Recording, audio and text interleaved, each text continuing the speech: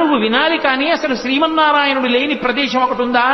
ఎక్కడెక్కడ వెతికి చూస్తే అక్కడక్కడ ఉంటాడు నారాయణుడు, వ్యాపకత్వం చేత ఉంటాడు, అన్నిటి యందు నుండి నిబీకృతమై ఉన్నాడు అన్నాడు. ఓహో అలాగా, అయితే ఈ స్తంభంలో ఉంటాడా అన్నాడు. ఇప్పుడు వస్తోంది నరసింహావతారం. ఎందుకని?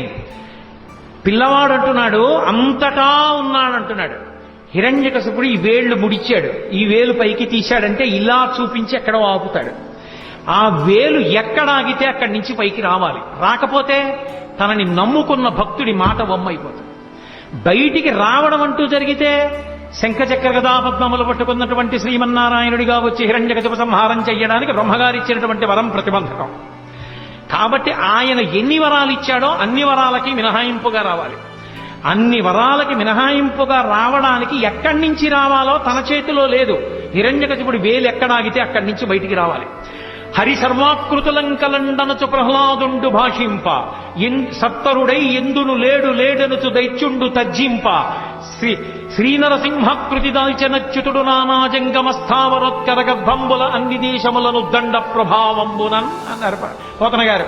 ఈ బ్రహ్మాండమంతా ఒక నారసింహం అయిపోయింది, అన్నిటిలోకి చేరిపోయింది విష్ణుతత్వం నరసింహావతారంగా. ఎక్కడ వేలాగితే అక్కడి నుంచి బయటికి రావాలి.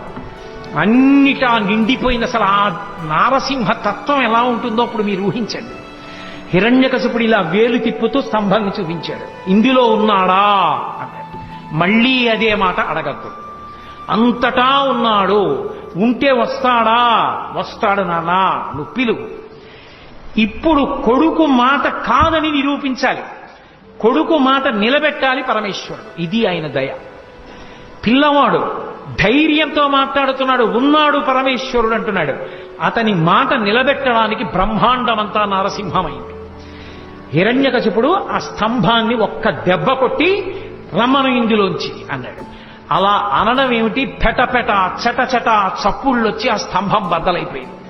బద్దలైపోయి అందులోంచి ఒక్కసారి విస్ఫులింగములు పైకొచ్చి పెద్ద కాంతి మండలం ఏర్పడి కన్నులతో చూడడానికి వీలు కానంత భయంకరమైన తేజస్సు ఒకటి బయటకు వచ్చింది. ఆ తేజస్సులోంచి పట్టుపుట్టం కట్టుకుని స్వామి నిలబడ్డారు. భయంకరమైనటువంటి గర్జన చేస్తుంటే ఆయన పాదములు తీసి వేస్తుంటే ఆయన యొక్క వేగాన్ని ఒత్తిడిని తట్టుకోలేక 1000 పడగలున్నటువంటి ఆదిశేషుడు సార్వభౌమము మొదలైనటువంటి దిగ్గజములన్నీ కూడా భూమి యొక్క బరువుని ఓర్చలేక తలలు వంచేసాయి.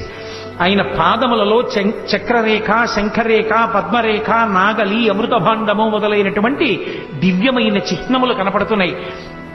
బలిష్టమైనటువంటి మోకాళ్ళు, ఐరావతం యొక్క తొండం ఎలా ఉంటుందో అటువంటి బలిష్టమైనటువంటి తొడలు, సన్నటి నడుం, దానికి పెట్టుకున్నటువంటి మువ్వల వడ్డాణం, ఆ చప్పుడు చేస్తున్నటువంటి గంటలు, మెడలో వేసుకున్నటువంటి ఆహారాలు, అనంతమైనటువంటి బాహువులు, పైన నృసింహాకారం, సింహం యొక్క ముఖం, పెద్ద పెద్ద దంస్ట్రలు, చంద్రుడి కాంతి ఎలా ఉంటుందో అటువంటి కాంతి, భయంకరమైన వాటిని కూడా తెగబోయగలిగిన నాగళ్ళు ఎలా ఉంటాయో అటువంటి దంతపంక్తి, అదిరి పడిపోతున్నటువంటి పెదవులు, మందర పర్వతానికి ఉండేటటువంటి గుహలు ఎలా ఉంటాయో అటువంటి నాసికారంధ్రములు, పుట్టలోంచి పైకి వచ్చి కోపంతో ఊగుతున్న నాగుపాం ఎలా ఉంటుందో అలా ఆడుతున్నటువంటి నాలుక, గురి చూసి చూస్తున్న కోటి సూర్యుల ప్రకాశంతో వెలిగిపోతున్నటువంటి కన్నులు, నిక్కబొడుచుకున్నటువంటి వెంట్రుకలు, పెట్టుకున్నటువంటి పెద్ద కిరీటం, అనంతమైనటువంటి బాహువులు, అన్ని బాహువుల యందు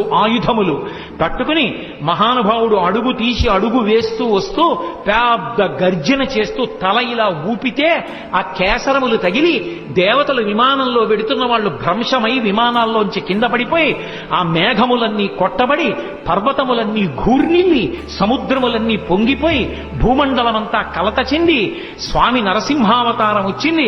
ఇప్పటి వరకు విష్ణుమూర్తి ఉగ్రతత్వాన్ని పొందనటువంటి వాడు అపారమైనటువంటి కోపంతో తన యొక్క పరమభక్తుడైనటువంటి ప్రహ్లాదుణ్ణి హిరణ్యకశిపుడు నిగ్రహించాడన్న కోపాన్ని ఆపుకోలేక ఉగ్ర నరసింహావతారమై వచ్చాడని లోకమంతా భీతిల్లిపోతే 33 కోట్ల మంది దేవతలు ఆకాశంలో నిలబడి స్తోత్రం చేస్తుంటే హిరణ్యకశిపుడు ఆ వెలుతురు చూడలేక స్వామి చుట్టూ తిరిగి గదాదండంతో కొట్టడానికి ప్రయత్నిస్తుంటే దేవతలు విడిచిపెట్టకుండా సంహరించమంటే ఒక్కసారి పెద్ద గర్జన చేస్తూ గబగబా వెళ్ళి ఆ హిరణ్యకశిపుని యొక్క డొక్కల దగ్గర పట్టుకుని పైకెత్తి కలుగులోకి పారిపోతున్నటువంటి ఎలుకని నాగుపాం పట్టుకుని పడగ పైకెత్తితే ఎలా ఉంటుందో అలా డొక్కల దగ్గర పట్టుకుని పైకెత్తి గడప దగ్గరికి తీసుకొచ్చి ఇంట్లో కాదు బయట కాదు గడప మీద పగలు కాదు రాత్రి కాదు ప్రదోషవేళ ఏ ఇతరమైనటువంటి ప్రదేశమునందు కాకుండా పంచ పైకి తీసి తొడల మీద పెట్టుకుని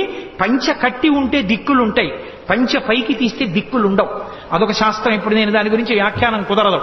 పంచ పైకి తీసి తొడల మీద పెట్టుకుని ఆ ప్రాణమున్నది కాదు ప్రాణము లేనిది కాదు, జంతువు కాదు పాము కాదు, ఆయుధం కాదు వస్త్రం కాదు శస్త్రం కాదు, రాక్షసులు కాదు దేవతలు కాదు యక్షులు కాదు గంధర్వులు కాదు కిన్నెరులు కాదు కింపురుషులు కాదు నరుడు కాదు జంతువు కాదు, నరసింహమై ఆ గంగానది సుడి తిరిగినట్టుగా ఉన్నటువంటి ఆ నాభి కనపడుతుండగా విశాలమైనటువంటి వక్షస్థలంతో పెద్ద పెద్ద ఆ దంతములతో దంస్ట్రలతో దగ్గరగా చూస్తుంటే ఆయన ముఖం వంక చూసి మృత్యు ఆసన్నమైందని తెలివి తప్పి తలవాల్చేసినటువంటి హిరణ్యకశిపుణ్ణి తొడల మీద వేసుకొని పెద్దగా పెరిగినటువంటి తన గోళ్లు ఆ కడుపులోకి దింపి చీల్చి ఆ గోళ్లని గొడ్డళ్లుగా చేసి వక్షస్థలంలో ఉన్న ఉరప్పంజరపు ఎముకటన్నింటినీ పోచేసి పటపట విరిచి ప్రేగులు తీసి మెళ్ళో వేసుకుని ధారలుగా కారుతున్న నెత్తురు దోషిళ్లతో పట్టి తాగి కేసరములన్నీ నెత్తుటితో తడిసిపోతే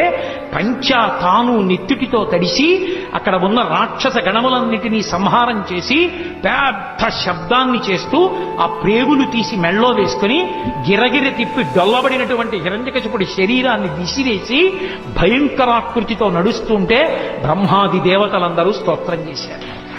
ఏమి నారసింహం, ఏమి అద్భుతం, ఏమి అవతారం! ఇంతమంది స్తోత్రం చేస్తే ఆయన ప్రసన్నుడు కాలేదు. అదే ఉగ్రభావనతో ఊగిపోతున్నాడు ఆయన. ఆ ఊగిపోతున్న ఉగ్రనరసింహుణ్ణి చూసి లక్ష్మీదేవిని పిలిచి, అమ్మా నువ్వు నిత్యానపాయనివి, ఆయన వక్షస్థలంలో ఉంటావు, నిన్ను చూస్తే ప్రసన్నుడవుతాడు తల్లి, దగ్గరికి వెళ్ళమన్నారు. ప్రళయార్కబింబంబు పగిదియున్నది కాని పూర్ణేందు చంద్ర నిభము కాదు. పూర్ణచంద్రబింబంలా ఉంటుంది నా భర్త ముఖం, ఇంత కోపంగా ఉండడం నేను ఎప్పుడూ చూడలేదు. అయ్య బాబోయ్, నేను కూడా దగ్గరికి వెళ్ళనంది లక్ష్మీదేవి.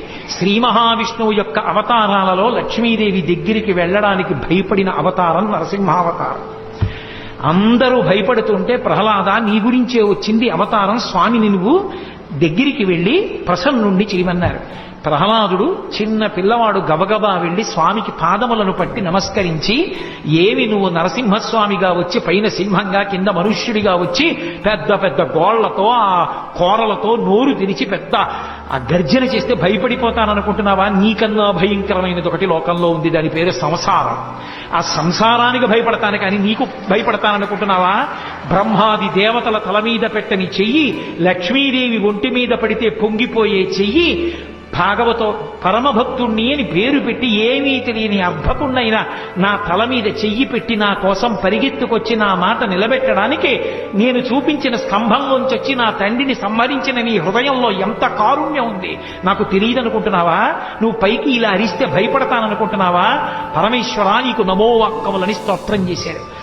పరవశించిపోయినటువంటి నరసింహస్వామి పరమప్రసన్నుడై ప్రహ్లాదుణ్ణి ఎత్తుకుని తొడ మీద కూర్చోబెట్టుకుని, నాన్నా పొంగిపోతున్నాను రా నీ భక్తికి, ఏం వరం కావాలో కోరుకో అన్నాడు. మళ్ళీ నన్ను మాయలో ముంచుదాం అనుకుంటున్నావా స్వామి? నాకెందుకు ఇంకా వరాలు, నాకెందుకు ఒక కోరికలు? నాకే కోరిక లేదు. నీ పాదముల యందు నిరతిశయమైనటువంటి భక్తిని కలిగి ఉంటే చాలు. అదిగో మా తండ్రి ఏమీ తెలియక అమాయకత్వంతో నీకు వ్యతిరేకంగా బతికాడు, నా తండ్రికి ఉత్తమగతులు కలిగేటట్టుగా అనుగ్రహించు అని అడిగాడు. ఏనాడు నీ తండ్రి నా వంక చూసి స్తబ్దుడయ్యాడో, ఏనాడు పట్టుకుని పైకెత్తి తొడల మీద పెట్టుకున్నానో, నా గోళ్లతో చీల్చి నెత్తురు తాగానో, ప్రేగులు మెడలో వేసుకున్నానో, ఆనాడే నీ తండ్రి కాదు, నీ తండ్రికి ముందు 21 తరాలు తరించిపోయి వాళ్ళందరూ కూడా తరించారు. కాబట్టి ప్రహ్లాద నువ్వు బెంగపెట్టుకోక్కర్లేదు నీ తండ్రి గురించి. నేను నీకు ఆశీర్వచనం చేస్తున్నాను. నువ్వు దీర్ఘాయుష్మంతుడవై ఈ రాజ్యాన్ని ధార్మికంగా పరిపాలన చేసి పరమభాగవతోత్తముడవై అంత్యమునందు నన్ను చేరుకుంటావు. నీ కథ ఎక్కడ చెప్పబడుతుందో, నీ కథ ఎక్కడ వినబడుతుందో అక్కడ నేను ప్రసన్నుడవుతాను, అక్కడ నేను ఎంతో సంతోషిస్తాను. ఆ సభామంటపంలో ఉన్న వాళ్ళందరికీ కూడా నా ఆశీర్వచనము పరిపూర్ణముగా లభిస్తుంది. దాని చేత రోగములు సమసిపోయి వాళ్ళందరూ కూడా ఉత్తమగతులు పొందుతారని ప్రహ్లాదోపాఖ్యానానికి శ్రీ మహావిష్ణువే ఫలశ్రుతి చేశారు. అంత గొప్ప అవతారమైనటువంటి ఈ నరసింహావతారం